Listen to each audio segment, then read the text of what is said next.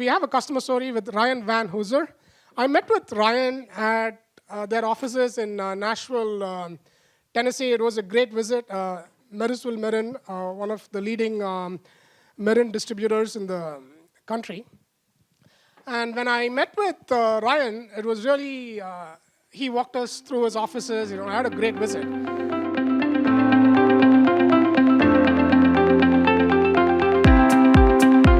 And then one of the things which he mentioned was, it was really music to my ears, is, hey, your Integrator product helps us save hundreds of hours for our team. And that was really, really heartening to hear. And I also shared that with the team. So I just want to hear it from Ryan Van Hoozer, who's the Vice President of Operations at Marysville Marine. Thanks, Ryan, for coming all the way from Nashville. Come on in. So Ryan, thank you for coming. Welcome to Austin. My pleasure. Glad to be here. My first time here. Oh, first time in Austin? Yeah. Awesome. I'm liking it so far. Very nice. Cool. Thank you. So Ryan, you have been in the marine business for over 18 years. You're also on the board of the National Marine Distributor Association. Can you walk us through your career journey in terms of how you got started with the marine business? And yeah. That's a very familiar story, I'm sure. I was bartending. No, I had gone to school for marketing, and then I went back to school because I wanted to be more on the creative side of marketing. So I'd gone back for some classes on graphic design and visual communication, that sort of thing. But to pay the bills in the meantime, I was bartending at night at a local bar and grill kind of place. And one of the regulars that would come in every Monday for Monday Night Football and happy hour and everything, I got to know him really well over the course of a year or two. And got to know what he did. He worked at Marysville Marine in a variety of roles. And when I had wrapped up school and was ready to start my career, he reached out to me and said, hey, you should come work for us. They had never had a marketing employee before. Again, it was a small distributor, much like what you were describing a minute ago, in terms of family-owned, very tight-knit group, maybe 40 employees total across the company. So I went in and interviewed and told them that I could do a lot of things that I had never done before, like making big product catalogs and making websites and that sort of thing. I thought I could do it, but I wasn't really sure if I could. And so they hired me because they didn't know any better either. And it's worked out over the years. Being in that role of their marketing manager, I had to ask a lot of questions to understand the business. Who are our customers? What are they looking for? What are we trying to accomplish in this particular area or that area?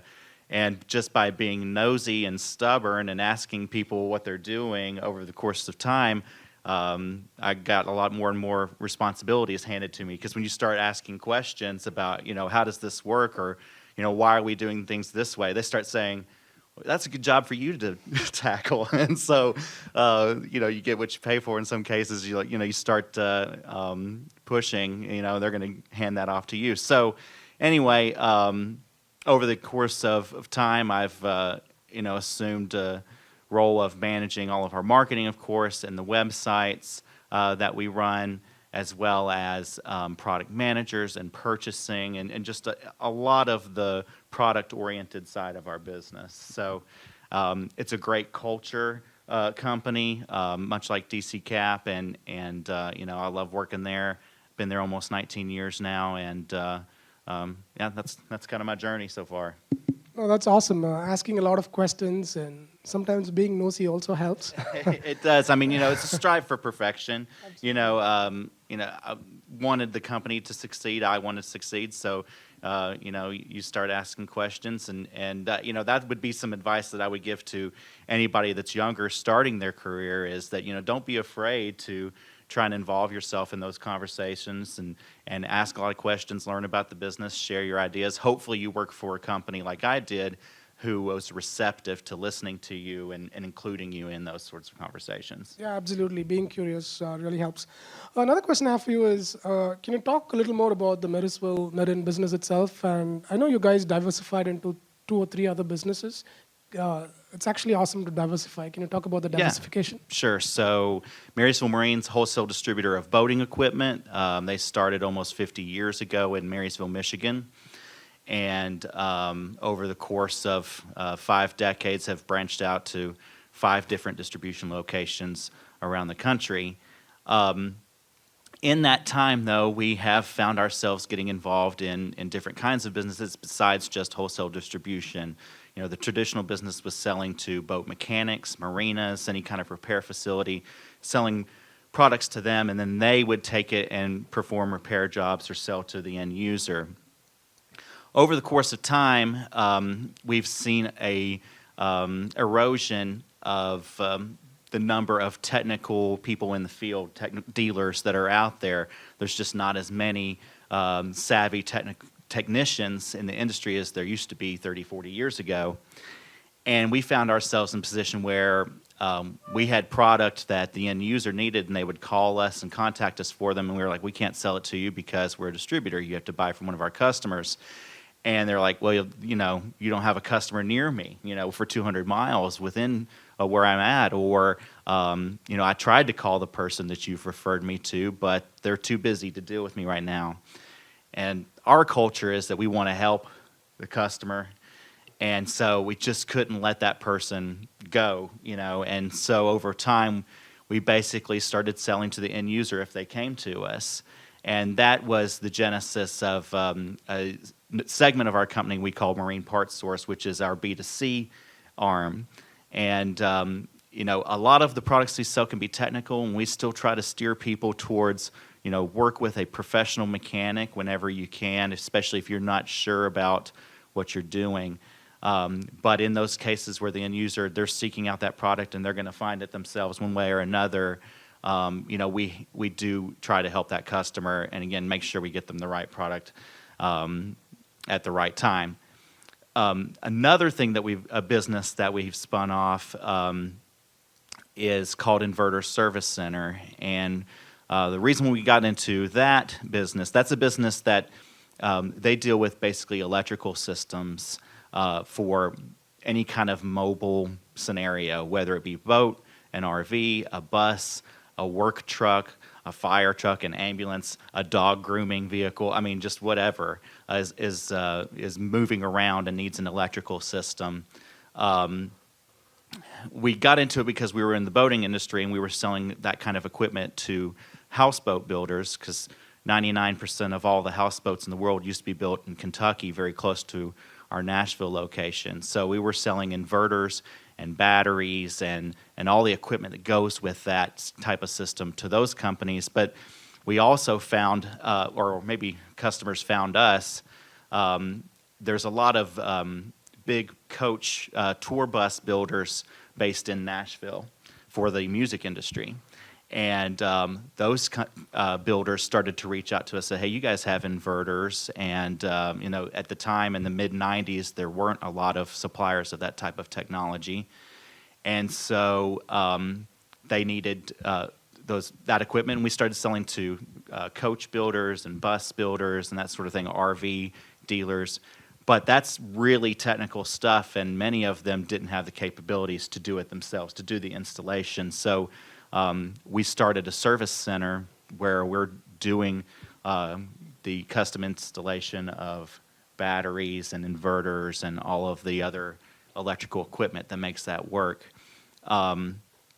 So, and in the past couple of years with the pandemic, I don't know if anybody that's listening has ever seen or gotten into the van life type of lifestyle where you take like maybe a smaller like Sprinter van and convert it into basically an RV to take on the road. That has become a really interesting business, and it's really exploded over the past couple of years, and that's become kind of a new part of the Inverter Service Center and what they're focusing on because there's a lot of demand for it. So we've kind of got all these different sorts of businesses. They all kind of sprout from the same place and the same type of products that we were selling, but they serve different markets. And that diversification is good because, you know, at some point, you know, one business may be up and then another is down, and they can kind of buffer you from, you know, the ebbs and flows of a particular market segment.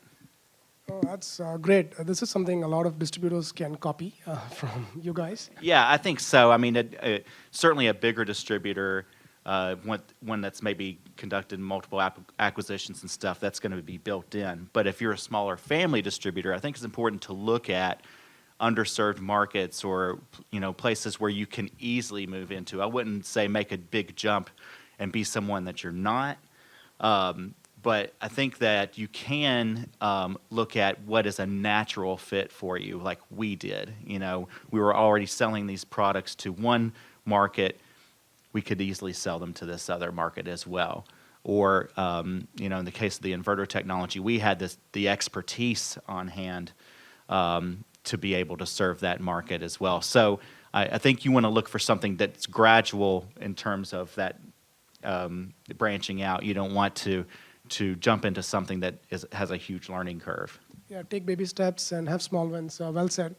Talking about your Marine Parts Source business, you sell directly to B2C, and obviously that competes with other distributors, and they don't like it. And also some manufacturers are also going direct. Yeah. How do you deal with that? It's a big challenge in distribution right now, and any distributors watching can probably understand what I'm talking about. This wave of the collapsing of the distribution chain that's been going on for the past 20 years. It's really been amplified by the pandemic, where distributors, manufacturers especially, have decided to sell directly to the end user. And I think that it can be an uncomfortable conversation. For us, it has been in the past, where we were talking to our dealers, and they're like, hey, you're doing this, you're competing with me. But it's really a different market and a different approach in how we communicate it to our dealers. It's like, look, we're not trying to replace what you do. What you do is really special and important. We're not going out and working on boats and doing a lot of installations of these parts. And we definitely want to support the technicians that are in the industry. But there is a market where people are just shopping online, finding stuff and installing it themselves. And we don't want to miss out on that, because there are a lot of players in the industry that are going to take advantage of that once they get the purchasing leverage that we don't have. Then that would hurt us. You said earlier, you've got to innovate or die. I mean, and that's basically it. It's not just innovation in terms of actual product development, it's an innovation in terms of business strategy too. So to remain relevant, I think it was important that we serve that customer. We're just trying to help people get on the water and boat and enjoy the pastime wherever they may be. And we don't want to get in the way of our technicians and our customers that are hands-on, doing installations, that sort of thing. We don't intend to ever compete with that, and we'll support them 100%. Yeah, talking about technicians and your inverter service business, one of the biggest challenges a lot of distributors have, it's awesome that you do repairs and maintenance, but finding a repair technician to get the job done is not an easy thing. And finding technically qualified people for household jobs is also a big challenge. When we spoke in your offices, you had some interesting thoughts on solving this problem. Yeah. It's a huge challenge. It's not just in the marine industry. I'm sure a lot of distributors can relate to what I'm talking about in terms of the lack of technicians that are out there, and even just as a person going through your life, it's hard to find people to work on your house, to work on your car, to work on whatever it is, and there's just not as many of those blue-collar skilled technicians as there used to be. When kids go into college, they're not pursuing those kinds of careers anymore.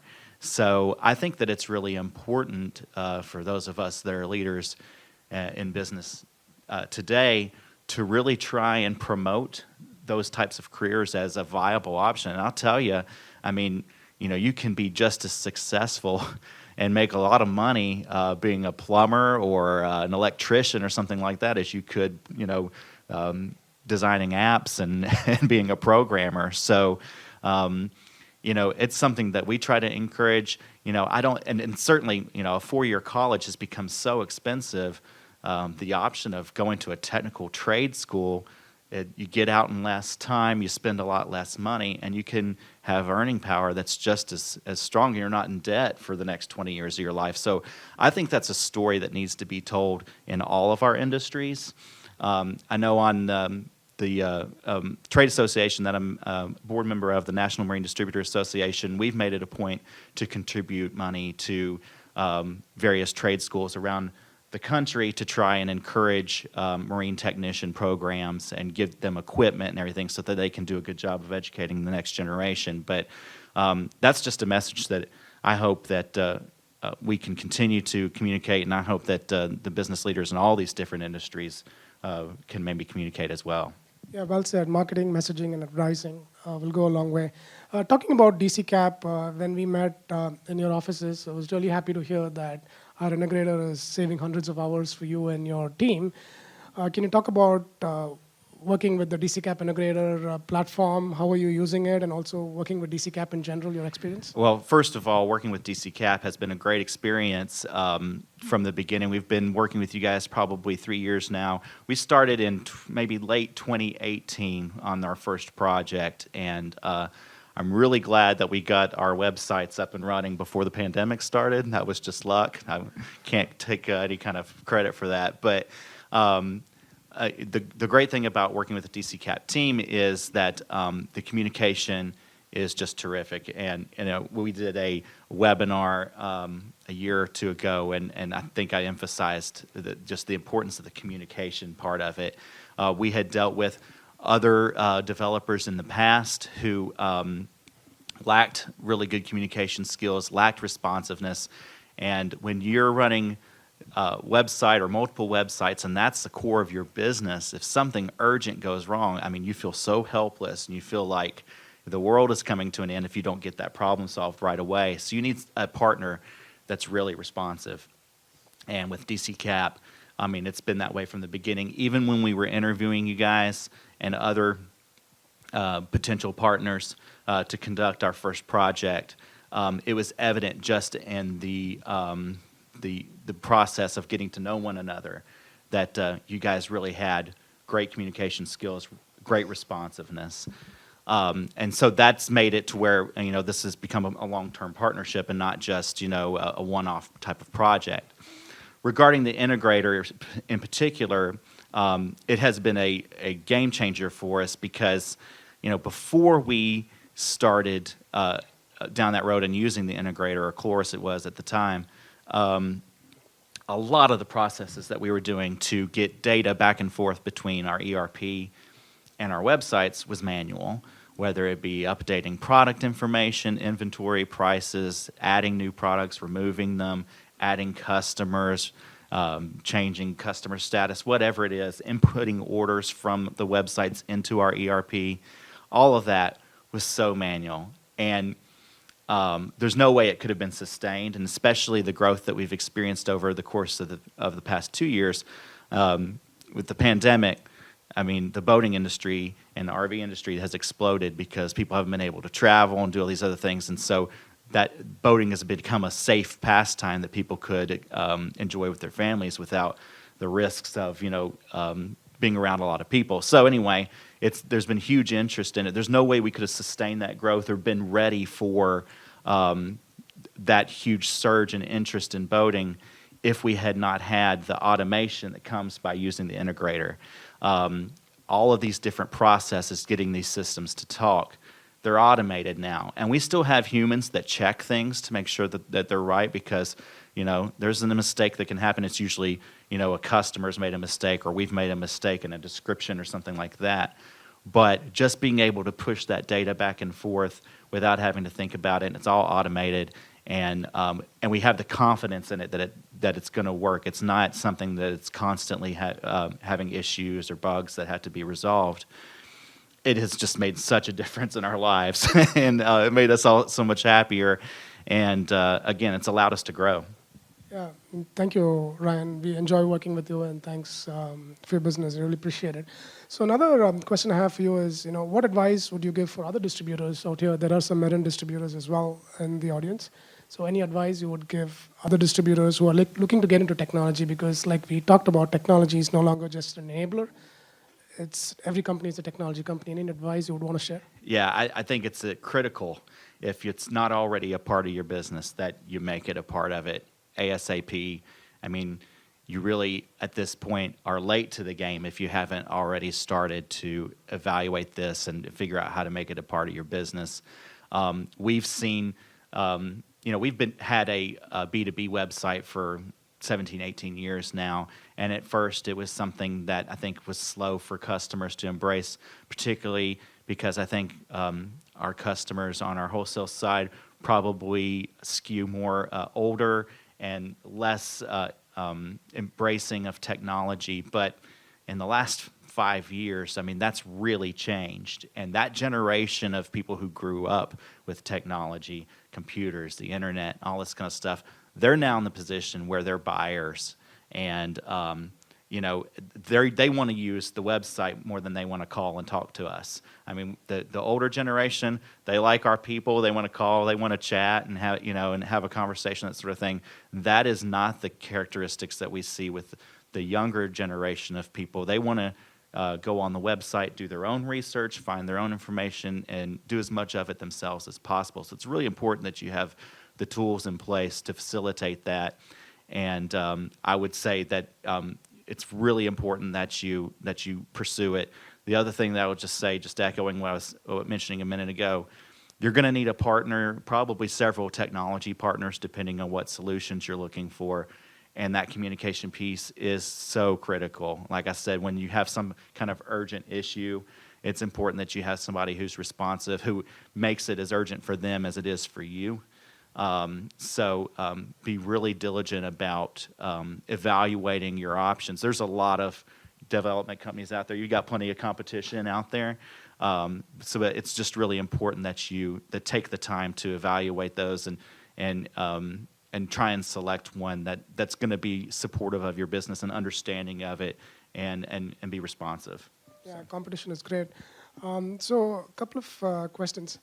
So glad that this is your first trip to Austin. So you're from Nashville. Nashville is also a cool town. Tell us something about Nashville. Do you like Austin better? No, Nashville's home, but they're really similar. I mean, I've just been in Austin for a day or so, and driving around it last night, I was reminded a lot of Nashville. I think there's two great places in America to listen to live music, and that's Nashville and Austin. They're both undergoing incredible growth. You were talking about the growth of Austin. Nashville's been going through that boom for the last several years as well. I don't really recognize Nashville anymore when I go downtown. I grew up there, and it's not the same city that it used to be. But it is exciting to see that growth happening in real time, like you said. So, I mean, I don't know Austin that well, and I'd love to get to know it better. I think they both seem like terrific cities. Yeah, awesome. I love Nashville as well. I enjoyed my time there. Mm-hmm. Nice weather. Great. Absolutely. Last question. What book are you reading right now?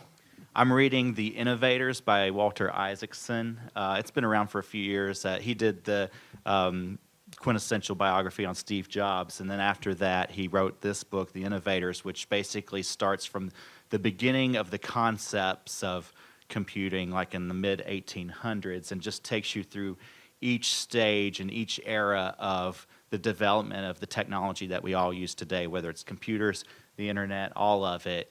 And the real thesis of the book is how the real mother of invention is collaboration, that you can't point to one person and say they invented the computer or they invented the monitor or the mouse or the internet or anything like that. It was just a collection of people over time. One person adds this idea, another person adds this idea, and over the course of several decades, this thing has evolved into something that's an integral part of all of our lives, and it's collaboration that made it happen.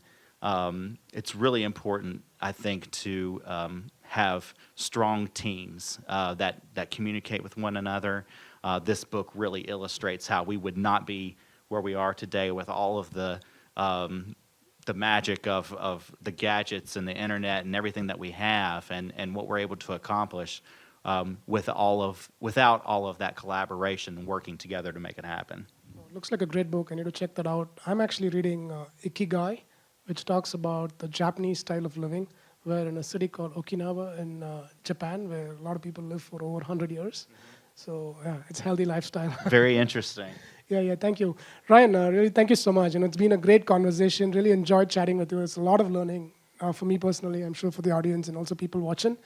Thanks so much for coming from Nashville. Great listening to you, and congratulations on all your successes. Thank you. Pleasure. Thank you.